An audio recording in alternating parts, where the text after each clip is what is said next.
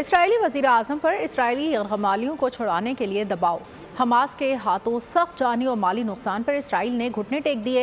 Israeli agency Mossad को मसालिहत कारों से मुज़ाकरात के लिए ग्रीन सिग्नल दे दिया गया।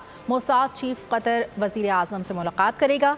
गजा में जंगबंदी के लिए अक़वाम आलम ने एक बार फिर करारदाद पेश करने की तैयारी कर ली। इसराइली एजेंसी मोसाद को मसालिहत कारों से मुज़ाकरात के लिए ग्रीन सिग्नल मिल गया। गजा में जंगबंदी के लिए अक़वाम आलम ने एक बार फिर करारदाद पेश करने की तैयारी कर ली। बैनुल-अक़वामी मीडिया में चलने वाली खबरों के मुताबिक मोसाद चीफ को इसराइली हुकूमत ने इशारा दिया है कि वो नए मुआहदे के लिए बातचीत को आगे बढ़ाएं। मोसाद चीफ आइंदा हफ्ते कतरी वज़ीर आज़म से यूरोप में मुलाकात करेंगे। मुलाकात में गजा में इसराइली यरगमालियों की रिहाई के लिए नए मुआहदे पर बातचीत की जाएगी। इससे कबल मोसाद चीफ और गजा में फौरी जंगबंदी के लिए अक़वाम मुत्तहिदा की सलामती कौंसिल में करारदाद आज पेश की जाएगी। गुज़िश्ता करारदाद को अमरीका ने वीटो कर दिया था। इस बार इमारात की जानिब से पेश करदा करारदाद में गजा में पायदार जंगबंदी का मुतालबा किया जाएगा। नई करारदाद में इसराइली हमलों की मजम्मत और 2 रियासती हल की हिमायत का इयादा किया गया है।